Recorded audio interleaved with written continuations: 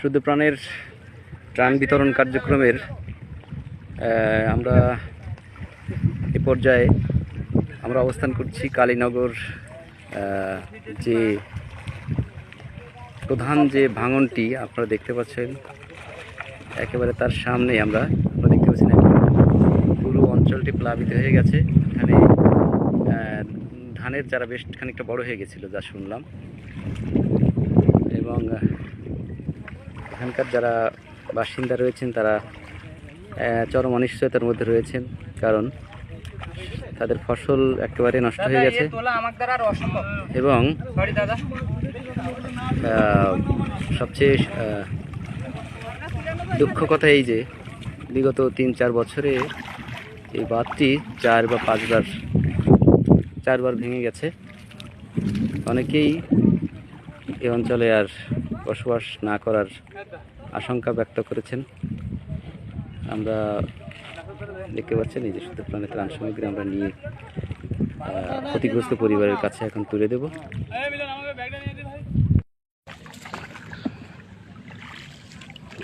ভাঙন কবলিত অঞ্চল কালীনগরের এই যে বিস্তীর্ণ অঞ্চল আমরা যেখানে এসেছি, এই যে খালটি আপনারা দেখতে পাচ্ছেন, এর এপারে হরিণখোলা গ্রাম এবং এপারে কালীনগর।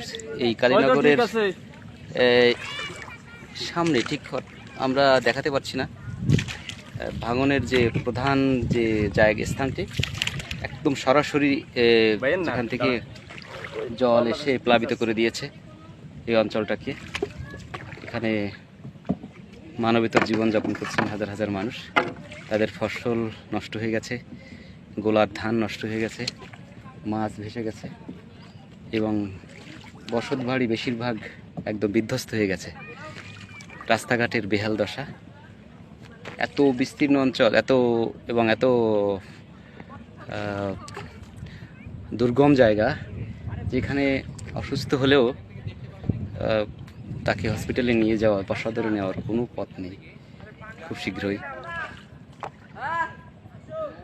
তো আমরা এই যে নৌকায় করে প্রত্যেক ঘরে ঘরে গিয়ে যারা ক্ষতিগ্রস্ত পরিবার আছে তাদের হাতেই আমরা ত্রাণ সামগ্রী তুলে দিচ্ছি, এবং আমাদের এই কাজে সহায়তা প্রদান করছে এই অঞ্চলেরই কিছু মানবিক প্রাণ মানুষ।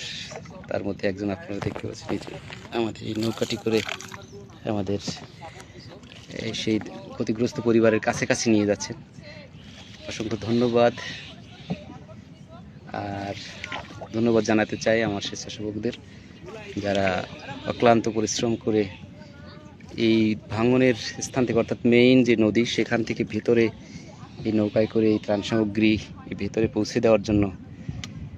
আসো, 3 পরিবারের লোকজন চলে আসো। সুপ্রিয় সুধীবৃন্দ, আপনারা দেখতে পাচ্ছেন আমরা এখন বাইকগাছার যে কালীনগর ইউনিয়ন, কালীনগর যে নদী ভাঙনের যে ভাঙন কবলিত এলাকা, সেখানেই আমরা প্রত্যেক ঘরে ঘরে গিয়ে আমরা ক্ষতিগ্রস্ত পরিবারের হাতে হাতে আমাদের ত্রাণ সামগ্রী তুলে দিচ্ছি। এই কাজে অক্লান্ত পরিশ্রম করছে ভাগ্নে চন্দন, আমাদের আরেক ভাই স্থানীয়, যিনি কিনা এই নৌকাটি করে আমাদের প্রত্যেকটা ঘরে ঘরে নিয়ে যেতে সহায়তা প্রদান করছে।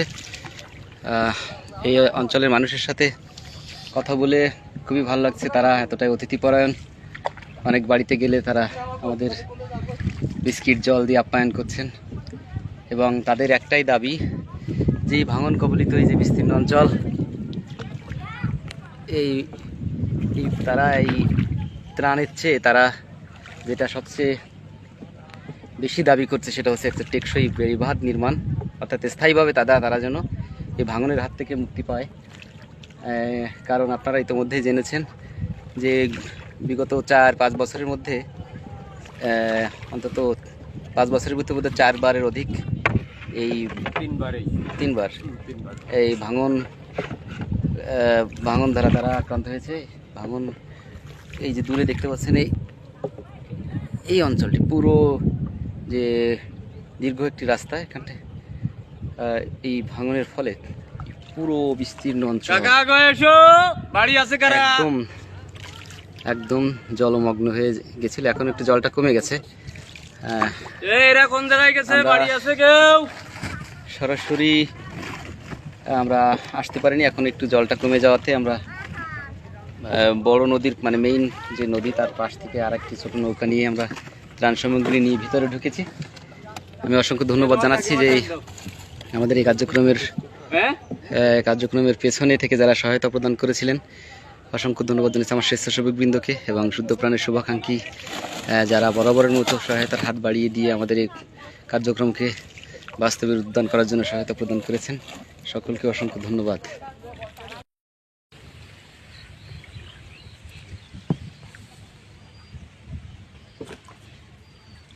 এটা কি নদী না খাল? এটা খাল। খাল মানে এটা বিল। এই যে যার পথে যাচ্ছি হ্যাঁ, এটা বিল। ও তা ভাঙানোর জন্য এরকম দেখা যাচ্ছে নদীর মধ্যে, নদীর মধ্যে হয়ে গেছে। শুধুমাত্র ভাঙনের জন্য এই বিলটাকে একেবারে নদীর বিশাল নদীর মতো মনে হচ্ছে। এবং দূরে যে গ্রামগুলো দেখতে পাচ্ছি একদম সবেমাত্র সেগুলো জলমগ্নতা থেকে মুক্ত হয়ে একটু একটু করে দাঁড়াচ্ছে।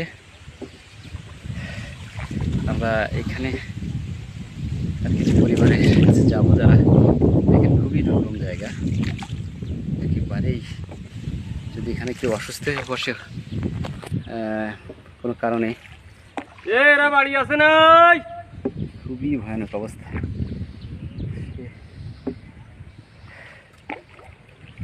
একদম রাস্তাঘাট কর্দমাক্ত। না তা কথা করছো কি করে?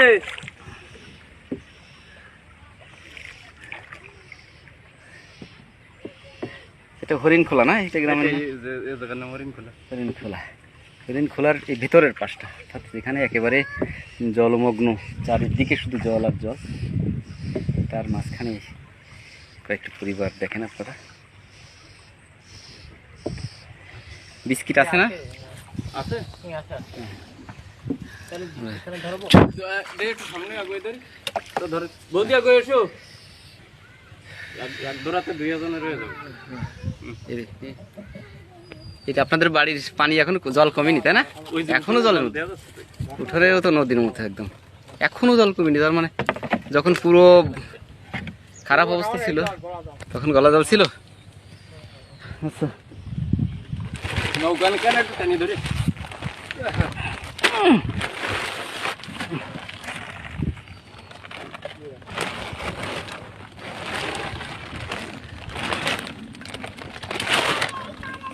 বিরিয়ানি কারা বাড়ি আছে?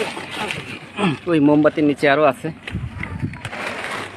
এই দিকটার পরে তো আরো জলাশয় না?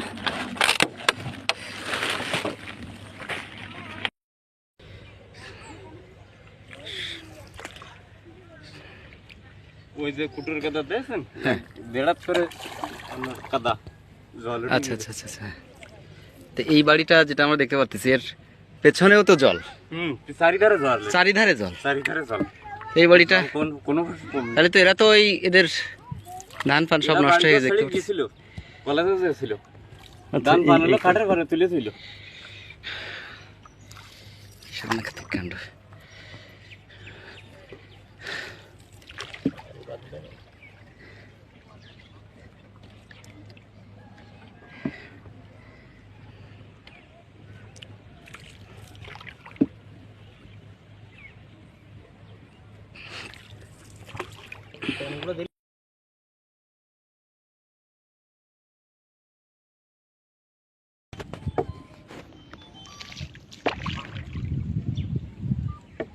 হ্যালো,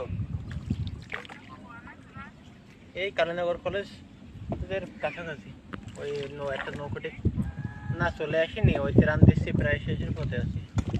কেন ওই দিক যদি যাওয়া লাগে আবার কালীনগর কলেজ পার হয়ে এদিক আছে। এনামুল আছে, এরা বাড়ি আছে কাকা, এরা বাড়ি আছে কোন জায়গায় এরা? মানে এরা এখনো ঘরে ফিরে পারেনি তাই? কেন একটা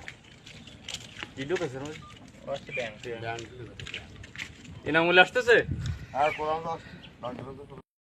বাইকগাছার প্রত্যন্ত অঞ্চল কালীনগর এবং কালীনগরের এই কলেজ আপনারা দেখতে পাচ্ছেন, এবং এই কলেজের ঠিক সামনে একটি খাল, এবং এই খালের এপার হচ্ছে হরিণখোলা গ্রাম, তাই তো? এই, এবং এর চারদিকে জল, এবং এই যে বিস্তীর্ণ জলভূমি দেখতে পাচ্ছেন আপনারা, এটা আসলে নদী না, এটা একটা বিল, কিন্তু এই ভাঙনের ফলে যে এলাকাটা প্লাবিত হয়ে গেছে তার জন্য এটাকে নদী বলে মনে হচ্ছে। এবং এখনও অবধি এই ভাঙন পরবর্তী যে বাঁধ হয়েছে তারপরেও আজ কয়েকদিন হলো ভাঙনের বাঁধ দেওয়ার পরে, 9 দিন, এই 9তম দিন বা 9 দিন পার হয়ে যাচ্ছে, তখনও এই এই বেশ কিছু বাড়ি এখনও পানির নিচে। এবং এই যে কলেজটি আশ্রয়কেন্দ্র হিসেবে ব্যবহৃত হচ্ছে, এখনও ওই অঞ্চলের মানুষ তাদের ঘরে ফিরে যেতে পারেননি, এখনও সেখানে অবস্থান করছেন। অল্প অল্প করে 2-1 করে ঘরে ফিরছেন, কেউ কেউ তাদের গোয়ালে অবস্থান করছেন। যে স্থানটি একটু উঁচু বা বসবাসের একটু মানে বসবাস বলতে একটু আশ্রয় নেওয়ার মতো, সেখানে তাদের দিনাতিপাত করছেন। আমরা একেবারে ভেতরে অঞ্চলগুলোতে যেখানে ত্রাণ সামগ্রী একটু কম আসে, সেখানে স্থানীয় এক ভাইয়ের সহযোগিতায় আমরা সেখানে প্রত্যেকটা ঘরে ঘরে পৌঁছে যথাসাধ্য চেষ্টা করেছি। এবং আমরা এই এর উল্টো পাশে, অর্থাৎ ওই যে স্কুল, ওই স্কুলটির নাম যেন কি, ওই যে দারুণ মল্লিক স্কুলের, হ্যাঁ ওই স্কুলের ওই পাশেও ক্ষতিগ্রস্ত এলাকা আছে, সেখানেও আমাদের ত্রাণ বিতরণের কার্যক্রম চলছে।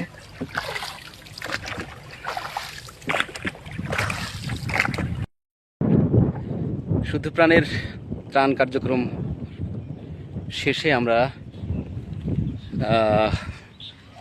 গন্তব্যে ফিরব। এখন সন্ধ্যা হয়ে গেছে।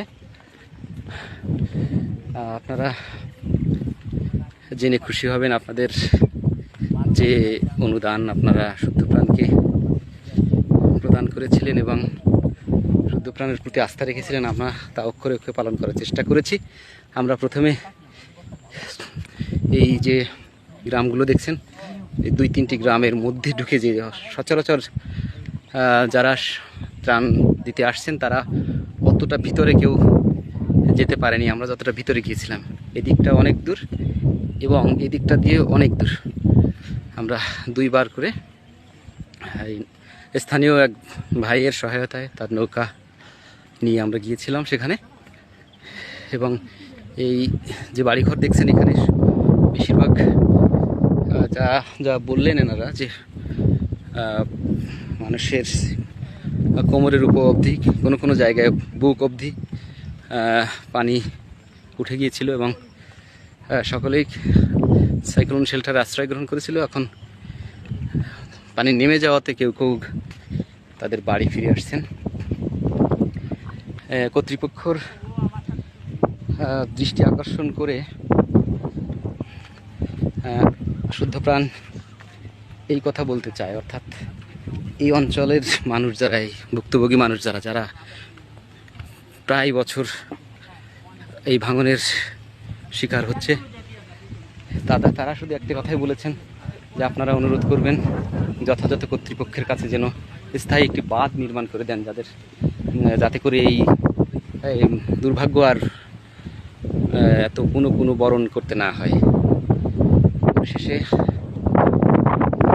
শুদ্ধ প্রাণের মানবিক কার্যক্রমে যে সকল মহৎপ্রাণ মানুষ আমাদেরকে সহায়তা প্রদান করেছেন, শুদ্ধ প্রাণের পাশে থেকেছেন, সর্বোপরি মানুষের, অসহায় মানুষের পাশে থেকেছেন, সকলকে আবারও অসংখ্য ধন্যবাদ জানিয়ে এখানে শেষ করছি।